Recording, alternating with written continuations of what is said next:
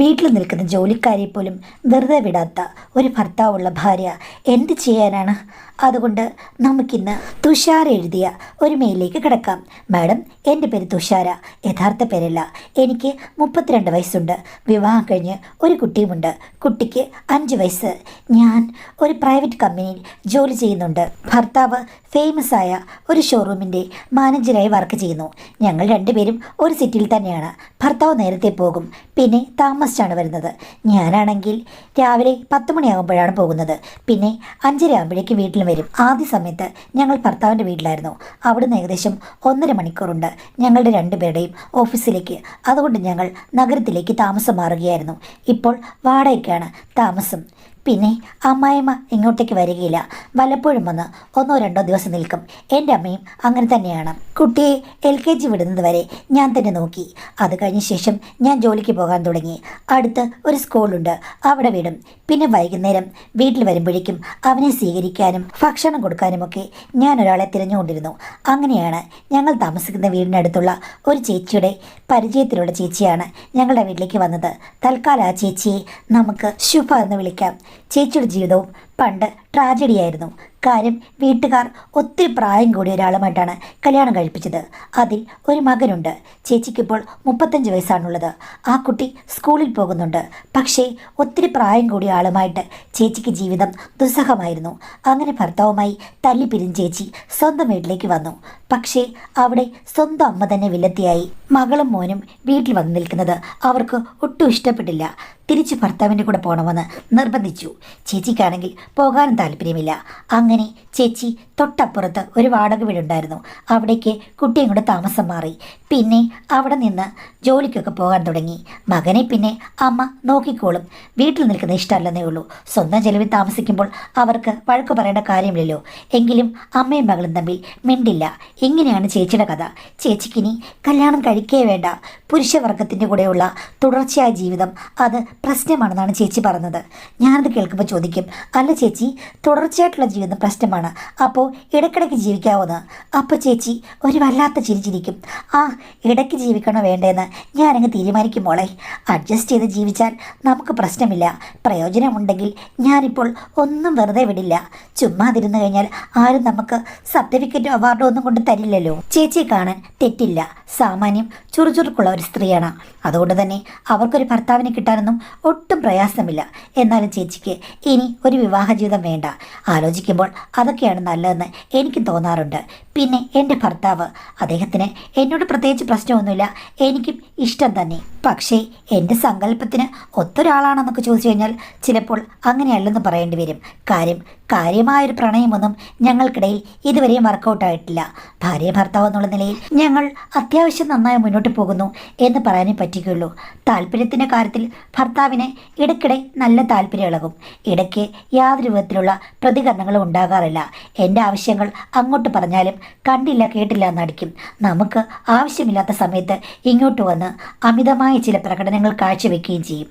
അതൊക്കെ എല്ലാ പുരുഷന്മാരുടെയും സ്വഭാവമാണെന്ന് ശുഭചേച്ചിയും എന്നോട് പറഞ്ഞിട്ടുണ്ട്. ഇങ്ങനെയുള്ള കാര്യങ്ങളൊക്കെ ഞങ്ങൾ രണ്ടുപേരും തുറന്ന് സംസാരിക്കും. പിന്നെ എൻ്റെ ഭർത്താവിൻ്റെ അമ്മയ്ക്ക് എൻ്റെ ഭർത്താവിനെ പറ്റി ഒട്ടും നല്ല അഭിപ്രായമല്ല.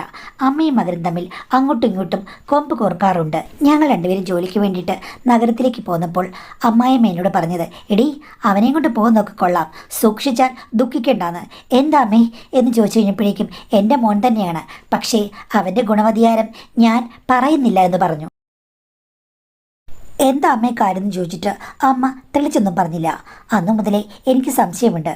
ഭർത്താവിൻ്റെ ചെയ്തികളൊക്കെ ഞാൻ ശ്രദ്ധിക്കാറുമുണ്ട്. സംശയിക്കത്തക്കതായിട്ട് ഒന്നും ഞാൻ കണ്ടതുമില്ല.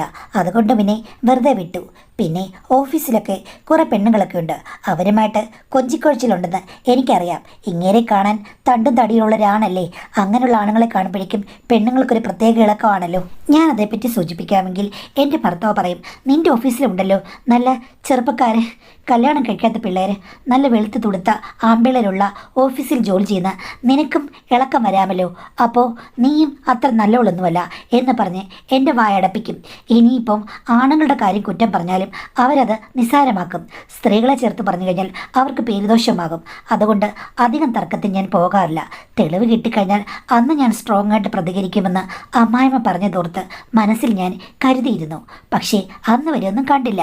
പക്ഷേ ശുഭചേച്ചിയുടെ ഒരു ദിവസം ഞാൻ ഈ കഥകൾ പറഞ്ഞു. അപ്പോൾ ശുഭചേച്ചി എന്നോട് പറഞ്ഞു, മോളെ നിന്നോട് എങ്ങനെ പറയണമെന്ന് എനിക്കറിയില്ല, പക്ഷേ എന്നാലും ഞാൻ പറയുകയാണ്. അമ്മായിമ്മ പറഞ്ഞതിൽ എന്തൊക്കെയോ കാര്യങ്ങളുണ്ട്. ചേച്ചി എന്താ അങ്ങനെ പറഞ്ഞത്? ചേച്ചിക്ക് എന്തെങ്കിലും ദുരനുഭവങ്ങൾ ഉണ്ടായിട്ടുണ്ടോ എന്ന് ചോദിച്ചു കഴിഞ്ഞപ്പോഴേക്കും ചേച്ചി പറഞ്ഞു, എൻ്റേത് ദുരനുഭവമൊന്നുമല്ല. നിൻ്റെ ഭർത്താവ് എനിക്ക് ഓഫർ തരികയായിരുന്നു. ഞാൻ സുന്ദരിയാണെന്നും അവന് ഒത്തിരി ഇഷ്ടമാണെന്നും ചേച്ചിയെ കാണുമ്പോൾ തന്നെ അവന് എന്തൊക്കെയോ ഉണരുകയാണെന്നും എന്നോട് അവൻ ഡയറക്റ്റായിട്ട് പറഞ്ഞു. ചേച്ചിയോട് എപ്പോഴാണ് അങ്ങനെ പറഞ്ഞത്? അത് ഞാനിവിടെ ജോലിക്ക് വന്ന് 1-2 മാസം കഴിഞ്ഞപ്പോഴേ വന്നു. ഒരു ദിവസം കുട്ടിയെ വിളിക്കുന്ന സമയത്ത് അവൻ ഇതുവഴി ബൈക്കിൽ വന്നു. വെറുതെ വന്നാണെന്ന് പറഞ്ഞു. പക്ഷേ ഞാൻ അത് വിശ്വസിച്ചില്ല. പിന്നെയും ആഴ്ചയിലൊരിക്കലൊക്കെ ഇതുവഴി പോകാറുണ്ടായിരുന്നു. കൃത്യം ആ സമയത്ത് അപ്പോഴാണ് എന്നോട് സംസാരിച്ചത്. എന്നിട്ട് ചേച്ചി ഒരിക്കൽ പോലും എന്നോടിത് പറഞ്ഞില്ലല്ലോ. അത് പിന്നെ അവൻ ഇൻഷുറൻസും വാഹനങ്ങളും അങ്ങനെയൊക്കെയുള്ള കാര്യങ്ങളല്ലേ വർക്ക് ചെയ്യുന്നത്. എന്തെങ്കിലും ആവശ്യത്തിന് പോയതായിരിക്കും എന്ന് ഞാൻ കരുതി. അതല്ല ചേച്ചിയോട് ഇങ്ങനെ പറഞ്ഞത്. അത് പിന്നെ ആണുങ്ങളല്ലേ, അവർ തരം കിട്ടിക്കഴിഞ്ഞാൽ അങ്ങനെയൊക്കെ പറയും. ഞാൻ ജോലിക്ക് പോകുന്ന മറ്റ് വീടുകളിലെ ആണുങ്ങളും എന്നോട് പറയാറുണ്ട്. പിന്നെ ഞാൻ അത് മൈൻഡ് ചെയ്യില്ല. അങ്ങനെയാണ് ആണുങ്ങൾ ഏതെങ്കിലും ഒരു സ്പേസ് കണ്ടു കഴിഞ്ഞാൽ അവിടെ കയറിക്കൂടാൻ ആഗ്രഹിക്കുന്നവരാണ്. അതിപ്പോൾ കുറ്റം പറയാൻ പറ്റില്ല. പിന്നെ എന്നെ കണ്ടു കഴിഞ്ഞപ്പോഴേക്കും അവനൊരു ഇഷ്ടം തോന്നിക്കാണും, അതുകൊണ്ട് പറഞ്ഞതാണ്. എന്നാലും ചേച്ചി ഈ സംഭവങ്ങളൊക്കെ നടന്നിട്ട് കുറേ മാസങ്ങളായില്ലേ? ചേച്ചി എന്നോട് പറഞ്ഞില്ലല്ലോ. അത് എങ്ങനെ നമ്മൾ നിന്നോട് പറയുക? നിൻ്റെ ഭർത്താവല്ലേ. പിന്നെ നിൻ്റെ കഥ പറഞ്ഞു കഴിഞ്ഞപ്പോഴേക്കും ഞാനങ്ങ് പറഞ്ഞതാണ്. ഞാനതൊന്നും കാര്യമായിട്ട് എടുക്കാറില്ല. പല ആൾക്കാരും ഇങ്ങനെ ഞാൻ സ്വതന്ത്രമായി നടക്കുന്നതുകൊണ്ട് എന്നോട് പലതും ചോദിക്കാറുണ്ട്. അതിനെല്ലാം മറുപടി കൊടുക്കുകയും വഴക്കുണ്ടാക്കുകയും അങ്ങനെ എല്ലാ പ്രവർത്തനങ്ങൾക്കും ഞാൻ ഏർപ്പെട്ട് നടക്കുകയാണെങ്കിൽ അത് ശരിയാകില്ലല്ലോ. ഞാനെല്ലാം അവോയ്ഡ് ചെയ്യാൻ പഠിച്ചു കഴിഞ്ഞു മോളെ. ഇതൊന്നും വലിയ കാര്യമാക്കണ്ടെന്ന് പറഞ്ഞു. പക്ഷേ അങ്ങനെയൊക്കെ പറഞ്ഞെങ്കിലും എൻ്റെ മനസ്സിൽ നല്ല കരട് വീണു. കാരണം വീട്ടിൽ ജോലിക്ക് നിൽക്കുന്ന സ്ത്രീയോട് താല്പര്യം കൂടിയിട്ട് ആ സമയത്ത് ഓഫീസിൽ നിന്നിറങ്ങി ബൈക്കിൽ സ്വന്തം വീടിൻ്റെ മുന്നിൽ കൂടെ കറങ്ങി നടക്കണമെങ്കിൽ അങ്ങേർ എത്തരത്തിൽപ്പെട്ട ഒരാളായിരിക്കും. അതുമാത്രമല്ല ആവശ്യമുള്ളപ്പോൾ വലിയ ആവേശം കാണിക്കുകയും എൻ്റെ ആവശ്യം വരുമ്പോഴേക്കും അത് കണ്ടിൽ നിന്നടിക്കുകയാണ്. വർഷങ്ങളായി അങ്ങനെയാണ്. പക്ഷേ ഇങ്ങേർക്ക് തലകുത്തി നിൽക്കുന്ന ആവേശമുള്ള ഒരാളാണെന്നുള്ളത് നിശ്ചയമാണ്. അപ്പോൾ പിന്നാമ്പുറങ്ങളിൽ എന്തെല്ലാം കാര്യങ്ങൾ നടക്കുന്നുണ്ടാകും. അന്ധമായി അങ്ങനെ വിശ്വസിക്കരുതെന്ന് എൻ്റെ മനസ്സ് പറഞ്ഞതാണ്. അമ്മായിമ്മയും അതായിരിക്കും ഉദ്ദേശിച്ചിരിക്കുക. ഞാൻ ഉടനെ തന്നെ അമ്മായിമ്മയെ വിളിച്ചു. എന്നിട്ട് കാര്യങ്ങൾ ഫോണിൽ കൂടെ പറഞ്ഞു. അപ്പോൾ അമ്മ പറഞ്ഞു, നീ ഇങ്ങോട്ട് വാടി, ഒരു ദിവസം ഞാൻ വിശദമായി സംസാരിക്കാമെന്ന്. അങ്ങനെ ഭർത്താവിൻ്റെ ഹിസ്റ്ററി അറിയാൻ വേണ്ടിയിട്ട് ഞാൻ അമ്മായിമ്മയുടെ അടുത്തേക്ക് പോയി. അപ്പോഴാണ് അമ്മായിമ്മ വിശദമായിട്ട് എന്നോട് കാര്യങ്ങളൊക്കെ പറയുന്നത്. അതായത് സ്വന്തം മകനാണെങ്കിലും അവൻ്റെ സ്വഭാവം ഒരു സമയത്ത് ഒട്ടും ശരിയല്ലായിരുന്നു. മനഃപൂർവ്വം പ്രദർശന മനോഭാവം പലപ്പോഴും അമ്മായിമ്മയോട് എൻ്റെ ഭർത്താവ് പ്രകടിപ്പിച്ചിരുന്നു. പലതവണ വഴക്ക് പറഞ്ഞതാണ്. പക്ഷേ അത് കേട്ടില്ല. ഒന്നും അറിയാത്ത പോലെ ഉറങ്ങിക്കിടക്കും. അങ്ങനെയുള്ള കാര്യങ്ങൾ കണ്ടു കഴിഞ്ഞപ്പോഴേക്കും സ്വന്തം മകൻ വഴിവിട്ട താല്പര്യമുള്ള ആളാണെന്ന് അമ്മ മനസ്സിലാക്കിയിരുന്നു. പിന്നെ അമ്മ തന്നെ വിവാഹത്തിന് മുമ്പ് 3-4 വട്ടം പല കാര്യങ്ങളും അരുതാത്തത് കണ്ടിട്ടുണ്ട്. ആ സമയത്ത് അമ്മ ഉപദേശിച്ചു കഴിഞ്ഞപ്പോഴേക്കും അമ്മയോട് ഉടക്കാകുകയായിരുന്നു. അവസാനം അവർ തമ്മിൽ ശത്രുതയായി. വിവാഹം കഴിച്ചാൽ ശരിയാകില്ലെന്ന് പറഞ്ഞെങ്കിലും ബന്ധുക്കളെല്ലാം നിർബന്ധിച്ചു കഴിഞ്ഞപ്പോഴാണ് പുള്ളിക്കാരൻ വിവാഹം കഴിച്ചത്. ആക്ച്വലി വിവാഹം കഴിക്കാനൊന്നും വലിയ താല്പര്യമുള്ള കൂട്ടത്തിലല്ല. പാറിപ്പറന്ന് നടക്കാനാണ് പുള്ളിക്ക് താല്പര്യം. ചുരുക്കം പറഞ്ഞാൽ ഞാൻ വന്ന് പെട്ടുപോയതാണ് എന്ന് അമ്മായിമ്മ പറഞ്ഞ് അവസാനിപ്പിച്ചു. ഇപ്പം ജോലിക്കാരിയോട് ഇങ്ങനെ പറഞ്ഞത് കേട്ട് കഴിഞ്ഞപ്പോഴേക്കും അമ്മായിമ്മ പറഞ്ഞു, എങ്കിൽ എനിക്ക് ആ സ്ത്രീയെ സംശയമുണ്ട്. അതെന്താ അമ്മ അങ്ങനെ പറഞ്ഞത് എന്ന് ചോദിച്ചപ്പോൾ അമ്മ എന്നോട് പറഞ്ഞു, എടി അവർ വെളിയിൽ നിന്ന് അവനോട് സംസാരിച്ചു, അല്ലെ അവൻ വന്ന് സംസാരിച്ചു എന്ന് പറഞ്ഞു.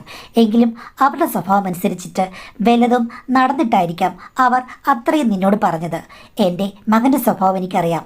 അവൻ പുറത്തു നിന്ന് സംസാരിച്ചിട്ട് വെറുതെ പോകുന്ന ടൈപ്പൊന്നുമല്ല. 10 വട്ടം അവൻ വന്നെങ്കിൽ 11ാമത്തെ വട്ടം അവൻ കാര്യങ്ങൾ എല്ലാം വട്ടം ചുറ്റിട്ടേ പോകുമെന്ന് പറഞ്ഞു. ഞാൻ പറഞ്ഞ അമ്മേ, കുഞ്ഞവിടില്ലേ, അതുകൊണ്ട് പ്രശ്നമില്ലെന്ന്. ആര് പറഞ്ഞു? കുഞ്ഞുണ്ടെങ്കിലും തള്ളയുണ്ടെങ്കിലും ഇങ്ങനെയുള്ള ആൾക്കാർക്ക് ഒരു പ്രശ്നവുമില്ല. അവളും കള്ളി ജോലിയാണെന്നാണ് എനിക്ക് തോന്നുന്നത്. 4 മണിക്ക് കുട്ടി എത്തുന്നത് കാത്തു നിൽക്കുന്ന അവൾക്ക് 3 മണിക്ക് വീട്ടിൽ വന്ന് കാത്തിരിക്കാമല്ലോ. ആ സമയത്ത് 3 മണിക്ക് വന്നാൽ മതിയല്ലോ. അവന് 4 മണിയാകുമ്പോഴേക്കും ഫ്രീ ആയി പോവുകയും ചെയ്യാം. കുട്ടി അവിടെ ഉള്ളത് അവർക്കപ്പോൾ ബാധകവുമല്ല. അതുകൊണ്ട് നീ ശ്രദ്ധിക്കണം എന്ന് പറഞ്ഞു. ഇതൊക്കെ കേട്ടുകഴിഞ്ഞപ്പോഴേക്കും എനിക്ക് പിന്നെയും വല്ലാത്ത വിഷമമായി. ശരിക്കും എൻ്റെ ഭർത്താവും ശുഭചേച്ചിയുമെല്ലാം കോംപ്ലിക്കേറ്റഡ് ആയിട്ടുള്ള ആൾക്കാരാണ്. എന്നെപ്പോലെയല്ല. അവർ എല്ലാം മനസ്സിൽ വയ്ക്കും. എന്തെങ്കിലും ചെറിയ കാര്യങ്ങൾ മാത്രമേ പുറത്ത് പറയുകയുള്ളൂ. അതുകൊണ്ട് ഇവരെ ശ്രദ്ധിക്കണം. പക്ഷേ ഡയറക്റ്റ് കയറി ഭർത്താവിനോട് അറ്റാക്ക് ചെയ്യാൻ പറ്റില്ല. പിന്നെ ശുഭചേച്ചിയോട് ഒന്നും പറയാൻ പറ്റില്ല. കാര്യം അവർ പോയി കഴിഞ്ഞാൽ പിന്നെ ഒരു ജോലിക്കാരെ കിട്ടാമെന്ന് പറഞ്ഞു കഴിഞ്ഞാൽ അത് നടക്കുന്ന കാര്യമല്ല. ഇനി അവർ പറഞ്ഞതിൽ സത്യമുണ്ടോയെന്നും അറിയില്ലല്ലോ. വെറുതെ എൻ്റെ ഭർത്താവ് അവരോട് ചോദിച്ചു. അവരൊരു സ്പോർട്സ്മാൻ സ്പിരിറ്റിലെടുത്തു, അത്രയേ ഉള്ളൂ. പിന്നെ അവർക്ക് വേണ്ട സ്ഥലങ്ങളിൽ അവർ ഉയലാടുന്നുണ്ടാകാം. അതിപ്പോൾ ഞാൻ ശ്രദ്ധിക്കേണ്ട കാര്യമില്ലല്ലോ. ഇവിടെ ഇപ്പോൾ എൻ്റെ ഭർത്താവ് ചോദിച്ചു, അവർ ഒഴിഞ്ഞു മാറിയെന്നല്ല പറഞ്ഞത്. ഒരു കണക്കിന് സത്യമാണതെങ്കിലോ ഒന്നും പറയാൻ പറ്റില്ല. അത് കഴിഞ്ഞതിൽ പിന്നെ ഞാൻ ശുഭചേച്ചിയെയും നന്നായി ശ്രദ്ധിക്കാൻ തുടങ്ങി. അവരെയും സൂക്ഷ്മ നിരീക്ഷണം നടത്തി കഴിഞ്ഞെങ്കിലേ കാര്യങ്ങൾ ശരിക്കും മനസ്സിലാക്കുകയുള്ളൂ. ഒരു ദിവസം ഞാൻ വന്നു കഴിഞ്ഞപ്പോഴേക്കും ശുഭചേച്ചിയും മോനും ഒക്കെ അവിടെയുണ്ട്. അവനെയും കൊണ്ടിരുന്ന് ചേച്ചി TV കാണുകയാണ്. അവനാണെങ്കിൽ ചേച്ചിയുമായിട്ട് നല്ല അടുപ്പമാണ്.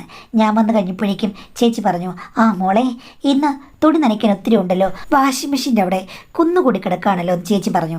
ആ നനയ്ക്കണം ചേച്ചി, ഇന്ന് ഞാൻ ഇത്തിരി നേരത്തല്ലേ വന്നത്. ഇന്ന് എല്ലാം നനയ്ക്കാം. കുറേ നമുക്ക് വാഷിംഗ് മെഷീനിലിടാം, കുറേ ഞാൻ നനയ്ക്കാം എന്ന് പറഞ്ഞു. ചേച്ചി തുണിയൊന്നും നനയ്ക്കില്ല. അടുക്കളയിലും മോനെ നോക്കുക, അത്രമാത്രമേ ചെയ്യുകയുള്ളൂ. ഞാൻ ആദ്യം എൻ്റെ 2-3 സാരികളുണ്ട്, അതൊന്ന് കുതിർത്ത് വെക്കട്ടെ. അതിന് പ്രത്യേകമായ വാഷുണ്ട്. അതിനകത്ത് സോഫ്റ്റായിട്ട് കുതിർത്ത് വെച്ചാൽ മതി. അതാദ്യം ചെയ്തുകൊണ്ടിരിക്കുകയാണ്.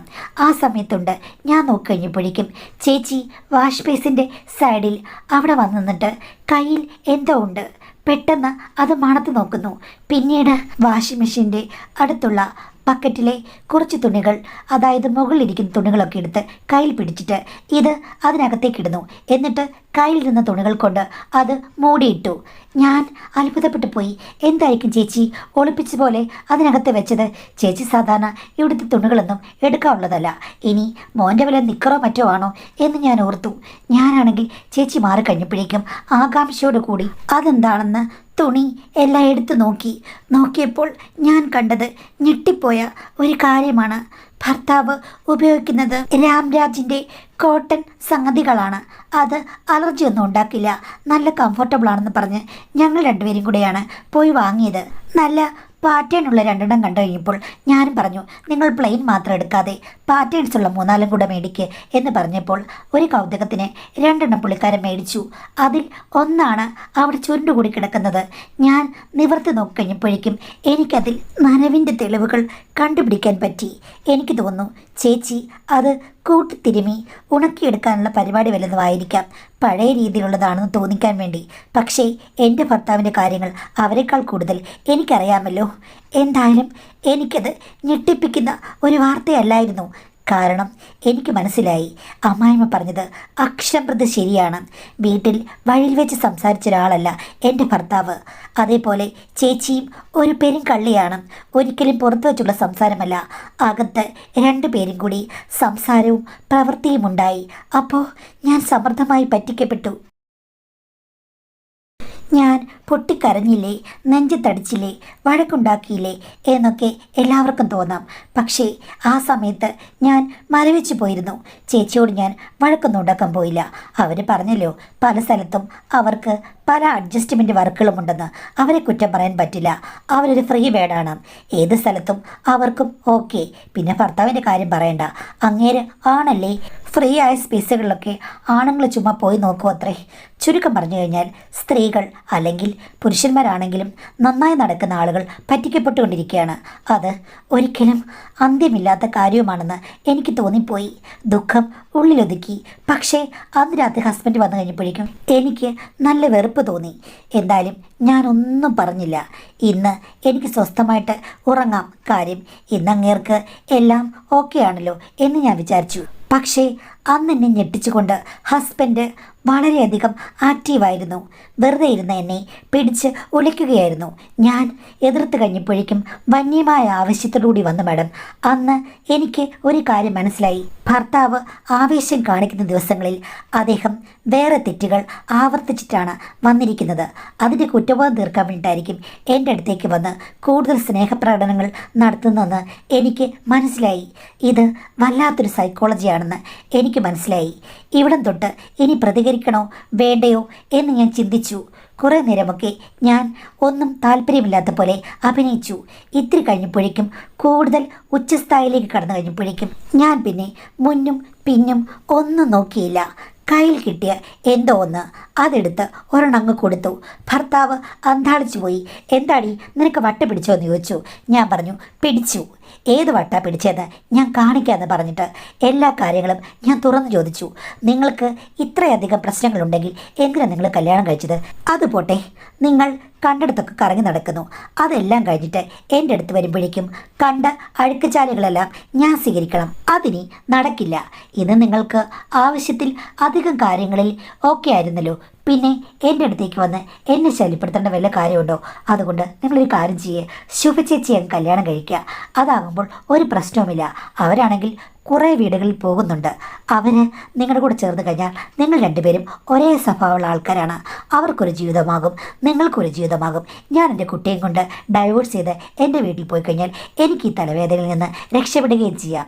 പിന്നെ നിങ്ങൾക്ക് രണ്ടുപേർക്കും കൂടി ഒന്ന് ചെന്ന് കഴിഞ്ഞാൽ വാണിജ്യ അടിസ്ഥാനത്തിൽ പല കാര്യങ്ങളും നടത്തുകയും ചെയ്യാം. നിങ്ങളാണെങ്കിൽ ഇങ്ങനെ ഇറങ്ങിപ്പോകുന്നു, നിങ്ങൾക്ക് ഗുണം. അതേപോലെ ശുഭചേച്ചിയുടെ കാര്യങ്ങൾക്ക് ഇറങ്ങി അങ്ങ് പോകും. രണ്ട് സൈഡിൽ നിന്നും നിങ്ങൾക്ക് ഗുണമേ ഉള്ളൂ എന്ന് പറഞ്ഞു. ഭർത്താവ് ഇങ്ങനെ ഇരിക്കുകയാണ്. പ്രത്യേകിച്ച് അഭിപ്രായങ്ങൾ ഒന്നും പറഞ്ഞില്ല. 2 ആഴ്ച എന്നോട് മിണ്ടിയില്ല, ഞാനും മിണ്ടിയില്ല. നടന്ന കാര്യങ്ങളൊന്നും ഞാൻ ശുഭചേച്ചിയോട് പറഞ്ഞില്ല. പക്ഷേ എൻ്റെ ഭർത്താവ് പറയുമെന്ന് എനിക്ക് ഉറപ്പാണ്.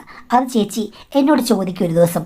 ആ സമയത്ത് ചേച്ചിയോടും 2 സംസാരിക്കണമെന്ന് ഞാൻ കാത്തിരുന്നു. പക്ഷേ ചേച്ചി എന്നോടൊന്നും ചോദിച്ചില്ല. എല്ലാം സാധാരണ രീതിയിൽ നടന്നുപോയി. ഒരു ദിവസം 2 മണിയായി കഴിഞ്ഞപ്പോഴേക്കും ശുഭചേച്ചി എന്നെ വിളിച്ചു. മോളെ, ഞങ്ങളുടെ ഒരു ബന്ധു മരിച്ചുപോയി. ഇന്നാണെങ്കിൽ മോൻ വരുമ്പോൾ ഇവിടെ കാണില്ല. മോള് നേരത്തെ ഇറങ്ങുമെന്ന് ചോദിച്ചു. ഇത്രയും നാളായിട്ടും അവർ അങ്ങനൊരു കാര്യം പറഞ്ഞിട്ടേ ഇല്ല. അപ്പോൾ അത് ശരിയായിരിക്കും, ഞാൻ നേരത്തെ ഇറങ്ങാൻ ചേച്ചി എന്ന് പറഞ്ഞ് ഞാൻ ഫോൺ വെക്കുകയും ചെയ്തു. ഞാൻ മോനെ ചെന്ന് വിളിച്ചുകൊണ്ട് വരികയായിരുന്നു. പിന്നീട് ഞാൻ ശുഭചേച്ചിയെ വിളിച്ചു. പക്ഷേ പുള്ളിക്കാരി ഫോൺ എടുത്തില്ല. അത് ചിലപ്പോൾ ആ വീട്ടിൽ ബിസി ആയിരിക്കുമെന്ന് വിചാരിച്ചു. ഭർത്താവ് വരേണ്ട സമയം കഴിഞ്ഞിട്ടും വന്നില്ല. എനിക്ക് ആകെ ടെൻഷനായി. ഞാൻ ഭർത്താവിനെ വിളിച്ചിട്ട് ഭർത്താവും എടുത്തില്ല. അന്ന് രാത്രി ഭർത്താവ് വന്നില്ല. എൻ്റെ മനസ്സിൽ എന്തൊക്കെയോ അശുഭചിന്തകളുണ്ടായി. ഞാൻ അമ്മായിമ്മ വിളിച്ച് കാര്യം പറഞ്ഞു കഴിഞ്ഞപ്പോഴേക്കും അമ്മായിമ്മ എന്നോട് പറഞ്ഞു, മോളെ, അവർ രണ്ടുപേരും കൂടി സ്ഥലം വിട്ടിട്ടുണ്ട് കേട്ടോ. നീ തന്നെയാണ് പറഞ്ഞത് അവളെ കല്യാണം കഴിച്ചോളാൻ. അതുകൊണ്ട് അവനും അവളും കൂടെ പോയിട്ടുണ്ട്. ഞാൻ ആ വാർത്ത കേട്ട് നല്ലവണ്ണം ദുഃഖിച്ചു. പക്ഷേ എന്ന് വെച്ചിട്ട് തല കറങ്ങി വീഴാൻ മാത്രമൊന്നും ഷോക്ക് എനിക്കില്ലായിരുന്നു. കാരണം 2 പേരെയും എനിക്ക് മനസ്സിലായല്ലോ. അമ്മായിമ്മ പറഞ്ഞു, ഒരു 2-3 മണിക്കൂറിന് മുമ്പ് അവരെ വിളിച്ചിരുന്നു. എൻ്റെ കൂടെയുള്ള ജീവിതം ഭർത്താവിന് മടുത്തെന്നും അതേപോലെ ആ സ്ത്രീ അമ്മായിമ്മയ്ക്കും അറിയാമല്ലോ, അവരുമായിട്ടാണ് ഇനി ജീവിതമെന്നും അവർ 2 പേരും കൂടി നഗരത്തിലെ ഒരു ഫ്ലാറ്റിലേക്ക് ചേക്കേറുകയാണ് എന്നും പറഞ്ഞാണ് ഭർത്താവ് അമ്മായിമ്മയെ വിളിച്ച് പറഞ്ഞത്. എന്തായാലും ഞാൻ പിന്നീട് അവരെ വിളിക്കാൻ പോയില്ല. ആകെ കൂടി നാണക്കേടായി. എൻ്റെ വീട്ടിലും ബന്ധുക്കളെയും എല്ലാം ഞാൻ വിളിച്ചു പറഞ്ഞു. എനിക്ക് ഈ ഒരു കാര്യത്തിൽ ഒരിക്കലും കുറ്റമേൽക്കാൻ വയ്യ. അങ്ങനെ അത് വലിയൊരു നാണക്കേടുള്ള സംഗതിയായി മാറി. എൻ്റെ ഓഫീസിലും എല്ലാവരും പറഞ്ഞു, ഭർത്താവിൻ്റെ ഓഫീസ് എൻ്റെ ഓഫീസിൽ നിന്നും അധികം ദൂരമൊന്നും അല്ലല്ലോ. പിന്നെ കുറച്ച് ദിവസം കഴിഞ്ഞപ്പോഴേക്കും ഭർത്താവിൻ്റെ സാധനങ്ങളൊക്കെ എടുക്കാൻ വേണ്ടിയിട്ട് വന്നു. എന്നിട്ട് എന്നോട് പറഞ്ഞു, നമുക്ക് മ്യൂച്വലായി പിരിയാം. നീ പറഞ്ഞ ഐഡിയയാണ് എനിക്ക് ഏറ്റവും നല്ലത്. കാര്യം ഒരിക്കലും പൊസസീവായിട്ടുള്ള സദാചാരവാദിയായുള്ള ഒരു ഭാര്യ എനിക്ക് ശരിയാകില്ല. എനിക്ക് വേണ്ടത് എൻ്റെ ആഗ്രഹങ്ങളെ പ്രോത്സാഹിപ്പിക്കുന്ന ഒരാളെയാണ്. നീ പറഞ്ഞത് കറക്റ്റാണ്. ഞാനും ശുഭയും തമ്മിലാകുമ്പോൾ പ്രശ്നമില്ല. അവൾക്ക് അവളുടെ കാര്യങ്ങളിൽ ആടിപ്പാടാം, എനിക്ക് എൻ്റെ കാര്യങ്ങളിലും നല്ലതുപോലെ നടക്കാം. അങ്ങോട്ടും ഇങ്ങോട്ടും സംശയങ്ങളില്ല, പൊസസീവ്നെസ് ഇല്ല, വഴക്കില്ല, വക്കാണമില്ല, പ്രതീക്ഷയില്ല, ഒന്നുമില്ല. പരസ്പരം സപ്പോർട്ട് ചെയ്ത് അങ്ങനെ എല്ലാം മനസ്സിലാക്കി രഹസ്യങ്ങളില്ലാതെ എന്തും തുറന്നു പറഞ്ഞ് ഒരു കുഴപ്പമില്ലാതെ പോകുന്ന ബന്ധങ്ങളാണ് നല്ലത്. ഇന്നത്തെ കാലത്ത് അങ്ങനെയുള്ള ഭാര്യ ഭർത്താക്കന്മാർക്കായിരിക്കും നിലനിൽപ്പ്. അല്ലാതെ പഴഞ്ച രീതിയിൽ ഭർത്താവ് എൻ്റേതാണ്, ഭാര്യ എൻ്റെ സ്വന്തമാണ്, ഭർത്താവിൻ്റെ സ്വന്തമാണ് എന്നൊക്കെ പറഞ്ഞുകൊണ്ടിരുന്നു കഴിഞ്ഞാൽ ഒന്നും നടക്കില്ല, വർക്കൗട്ട് ആകില്ല എന്ന് ഭർത്താവ് പറഞ്ഞു. ശരി, നിങ്ങളുടെ ഇഷ്ടത്തിന് നിങ്ങൾ ജീവിച്ചോ എന്ന് പറഞ്ഞു. സത്യം പറഞ്ഞാൽ ഭർത്താവിനെക്കുറിച്ച് എനിക്കൊരു പ്രതീക്ഷയില്ലായിരുന്നു. വേണ്ട, കാര്യം പുകഞ്ഞുകൊള്ളി പുറത്തെന്ന് ഞാൻ വിചാരിച്ചു. അങ്ങനെ ഞങ്ങൾ മ്യൂച്വൽ ഡൈവേഴ്സാണ് മാഡം ചെയ്തത്. ഞങ്ങൾ രണ്ടുപേരും ഇപ്പോഴും ഏകദേശം അടുത്തടുത്തുള്ള ഓഫീസുകളിൽ തന്നെയാണ് വർക്ക് ചെയ്യുന്നത്. മറ്റുള്ളവർക്ക് വലിയ കൗതുകം തന്നെയാണ്. ഞാൻ വാടക വീട് വിട്ട് എൻ്റെ വീട്ടിലേക്ക് പോയി. എൻ്റെ മകനെ അമ്മ നോക്കും. പിന്നെ അമ്മായിമ്മയുടെ സപ്പോർട്ടും എനിക്ക് ധാരാളമുണ്ട്. ഭർത്താവിന് എന്തെങ്കിലും കുഴപ്പം വന്നോന്ന് എനിക്കൊരിക്കലും പറയാൻ പറ്റില്ല. അദ്ദേഹം വളരെയധികം എൻജോയബിളായിട്ടാണ് ജീവിക്കുന്നതെന്ന് എനിക്ക് തോന്നുന്നു. ശുഭയും അങ്ങേരും കൂടി നല്ല രീതിയിലാണ് കാര്യങ്ങൾ മുന്നോട്ട് പോകുന്നത്. പണ്ടത്തേക്കാൾ കൂടുതൽ അവർക്ക് പണവും വരുന്നുണ്ട്. ശുഭചേച്ചി അത്യധികമായി അധ്വാനിക്കുന്നുണ്ട്. പക്ഷേ ഇപ്പോൾ വീട്ടുജോലിക്കൊന്നും പോകുന്നില്ല. കോർപ്പറേറ്റ് സ്റ്റൈലിലാണ് ചേച്ചി എന്നാണ് പറയപ്പെടുന്നത്. ഒരു കണക്കിന് നോക്കുമ്പോൾ എന്നേക്കാളൊക്കെ ഭാഗ്യമുള്ള ജീവിതമാണ് അവരുടെ രണ്ടുപേരുടേതും. ഞാനാണെങ്കിൽ പണ്ടത്തെ കഥകളും ഒക്കെ പറഞ്ഞിരുന്ന്, അല്ലെങ്കിൽ സദാചാരവും ഭർത്തസ്നേഹവും ഒക്കെ പറഞ്ഞിരുന്നിട്ട് എനിക്കൊരു ഗുണവും കിട്ടുന്നില്ല മാഡം. ഇപ്പോഴത്തെ കാലത്ത് ശീലാവധികളായി ജീവിച്ചിട്ട് എന്ത് ഗുണമാണെന്നാണ് എനിക്ക് തോന്നുന്നത്. ഒരു ഗുണവുമില്ല. അണ്ടർസ്റ്റാൻഡിംഗ് ആയി പാറിപ്പറന്ന് നടക്കുകയാണെങ്കിൽ ഇത്തിരി തുള്ളിത്തെറിച്ച് നടന്നു കഴിഞ്ഞാൽ രക്ഷപ്പെടും. ഈ കാലം അതിനുള്ളതാണ്. അല്ലാതെ പണ്ടത്തെ രീതിയിൽ ജീവിച്ചു കഴിഞ്ഞാൽ ഇപ്പോൾ ഒന്നിനും സക്സസ് ആകുകയില്ല. ഇത് എൻ്റെ അഭിപ്രായം. മാഡം ഇതിനോട് യോജിക്കുന്നുണ്ടോ? ഞാനും ഇനി കല്യാണം കഴിക്കുകയാണെങ്കിൽ ഇങ്ങനെയൊക്കെ എല്ലാം അഡ്ജസ്റ്റ് ചെയ്ത് പോകുന്ന ഒരാളെ മാത്രമേ കല്യാണം കഴിക്കുള്ളൂ. എല്ലാം തുറന്നു പറയാൻ പറ്റണം. ഏത് വലിയ രഹസ്യമാണെങ്കിലും അങ്ങോട്ടും ഇങ്ങോട്ടും പറഞ്ഞ് അതിൽ ഒരു അസൂയയോ പൊസസീവ്നെസ്സോ ഒന്നുമില്ലാത്ത ഒരു ഭാര്യയും ഭർത്താവും, അങ്ങനെ ഒരാളെ മാത്രമേ ഞാനും ഇനി പ്രതീക്ഷിക്കുന്നുള്ളൂ. അല്ലാതെയുള്ള ജീവിതം ഇനിയത്തെ കാലത്ത് നടക്കില്ല മാഡം. അതിൻ്റെ മാർക്കറ്റെല്ലാം പോയി എന്നാണ് പറഞ്ഞിരിക്കുന്നത്. പിന്നെ ഒരു കണക്കിന് നോക്കുമ്പോഴേക്കും ഈ കത്തിലെ കണ്ടൻറ്റ് കറക്റ്റാണെന്ന് ചില സമയത്ത് നമുക്ക് എല്ലാവർക്കും തോന്നാം. കാര്യം ഭാര്യയും ഭർത്താവുമാണെങ്കിൽ ഇപ്പോൾ മുഖത്തോട് മുഖത്ത് നോക്കിയിരിക്കുക, 24 മണിക്കൂറും ഇവർ തന്നെ കാണുക. വേറെ ആരെയും സ്നേഹിക്കാൻ പറ്റില്ല, നോക്കാൻ പറ്റില്ല, ഇഷ്ടങ്ങളിലേക്ക് പോകാൻ പറ്റില്ല.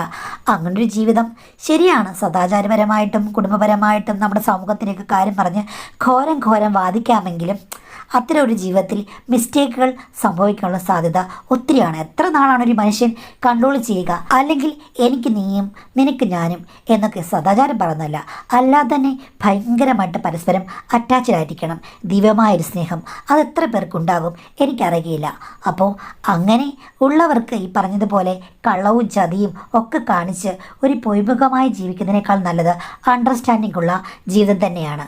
അതൊക്കെ ഏത് അളവിൽ എങ്ങനെ പ്രാവർത്തികമാക്കാൻ പറ്റുമെന്ന് നമുക്കറിയില്ല. അതൊക്കെ വ്യക്തികൾ അനുസരിച്ചിരിക്കുന്നതാണ് എനിക്ക് തോന്നുന്നത്. എന്തായാലും ഇതിനെ അനുകൂലിക്കാനോ പ്രതികൂലിക്കാനോ എനിക്ക് പറ്റില്ല. കാര്യം ഓരോരുത്തർക്കും ഓരോ ആറ്റിറ്റ്യൂഡാണല്ലോ. നമ്മുടെ ജീവിതത്തിന് വേണ്ടത് നമ്മൾ ചെയ്യുക എന്നുള്ളതല്ലാതെ പൊതുവായിട്ട് ഇത് നല്ലതാണെന്ന് പറയാൻ ആർക്കും കഴിയില്ല.